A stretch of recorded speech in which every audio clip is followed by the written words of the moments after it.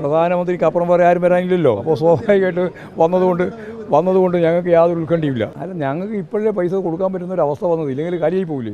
അല്ല, അത് അദ്ദേഹം തന്നെ പറഞ്ഞിട്ടുണ്ടല്ലോ. അദ്ദേഹത്തിനെ ക്ഷണിച്ചു, അദ്ദേഹം പോയി. അദ്ദേഹത്തിൻ്റെ ഒപ്പം പോയ ഒരാൾ ഇപ്പം തന്നെ BJP പോയി. ഇനി ആരൊക്കെയാണ് BJP പോകുന്നതിനെപ്പറ്റി ആർക്കും ഒരു പിടുത്തമില്ല. മൃദു ഹിന്ദുത്വ നിലപാട് സ്വീകരിച്ച് മുമ്പോട്ടേക്ക് പോകുന്ന സമീപനമാണ് പ്രേമേന്ദ്രൻ ഉൾപ്പെടെയുള്ള UDF മുഴുവൻ കൈകാര്യം ചെയ്തിട്ടുള്ളത്. ആ കൈകാര്യം ചെയ്തതിനെപ്പറ്റി പറയാനില്ല. എന്നാൽ പ്രധാനമന്ത്രിക്ക് അപ്പുറം വേറെ ആരും വരാനില്ലല്ലോ. ഇല്ല. അപ്പോൾ സ്വാഭാവികമായിട്ട് വന്നതുകൊണ്ട് ഞങ്ങൾക്ക് യാതൊരു ഉത്കണ്ഠയുമില്ല. വെറുതെയാവും, ഒരു സംശയം എന്താ? വെറുതെയാവുമെന്ന് മാത്രമല്ല, കഴിഞ്ഞ പ്രാവശ്യത്തെക്കാളും വോട്ട് കുറയും. അത് കോൺഗ്രസ് നായകൻ വരുമോ നോക്കി നിൽക്കുന്നില്ല.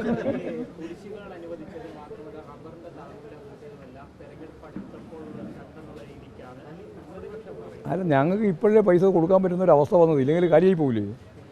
അതുകൊണ്ട് ഞങ്ങൾ നടത്തിയ ശക്തിയായ ജനകീയ മുന്നേറ്റമുണ്ട്, നിയമപരമായ പോരാട്ടമുണ്ട്, അതിൻ്റെ എല്ലാം ഭാഗമായി കിട്ടിയിട്ടുള്ള ആനുകൂല്യങ്ങളുണ്ട്. ജനങ്ങൾക്കിതെല്ലാം ബോധ്യമാവുകയും ചെയ്തിട്ടുണ്ട്. അതുകൊണ്ട് പാവപ്പെട്ട ജനങ്ങളുടെ ഒപ്പം നിന്ന് പ്രവർത്തിച്ച് പോയിട്ടുള്ള ഒരു പാർട്ടിയും പ്രസ്ഥാനവുമാണ് ഇടതുപക്ഷ പാർട്ടിയും ഇടതുപക്ഷ ജനാധിപത്യ മുന്നണിയും. ഞങ്ങൾക്ക് ആഗ്രഹമുണ്ട്, ഈ 1600 പോരാ, 2500 കൊടുക്കാനാണ് ഞങ്ങൾ ആഗ്രഹം. അതുപോലെ തന്നെ വളരെ പ്രധാനമായിട്ട് കുടുംബിനികൾക്ക് മുഴുവൻ പെൻഷൻ കൊടുക്കണമെന്നാണ് ഞങ്ങൾ ആഗ്രഹം. അധ്യാപകർക്ക്, ജീവനക്കാർക്ക്, പെൻഷൻകാർക്കെല്ലാം അവരുടെ കുടിശ്ശിക മുഴുവൻ കൊടുത്തു തീർക്കണമെന്നാണ് ഞങ്ങളുടെ ആഗ്രഹം. ഞങ്ങൾ എന്ത് ചെയ്യാനാണ്? പൈസയില്ല. ഫെഡറൽ സംവിധാനത്തെ അംഗീകരിച്ച് പോകുന്ന ഒരു ഗവൺമെൻറ് അല്ല കേന്ദ്ര ഗവൺമെൻറ്. അപ്പോൾ പണം ലഭിക്കുന്ന മുറക്ക് ഈ പറയുന്ന എല്ലാ കാര്യവും ചെയ്യും.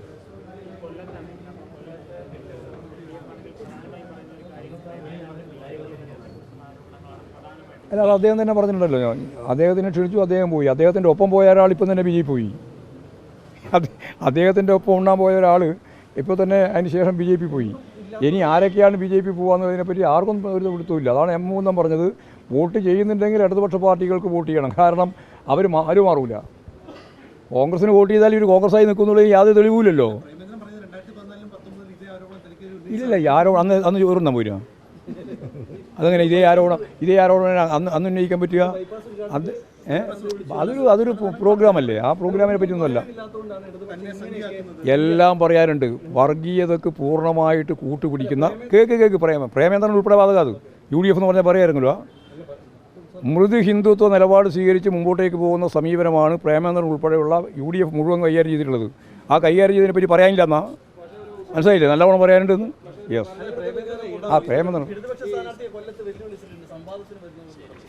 അദ്ദേഹത്തോട് വെല്ലുവിളിക്കുന്നതിന് ആർക്കും ഒരു പ്രയാസമില്ല.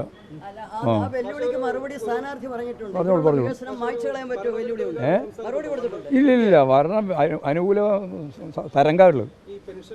ഒന്നുകൂടി കേട്ടോ അത് ശരിക്കും ഞാൻ പറഞ്ഞത്. ഭരണ അനുകൂല തരംഗമാണ് കേരളത്തിലുള്ളത്.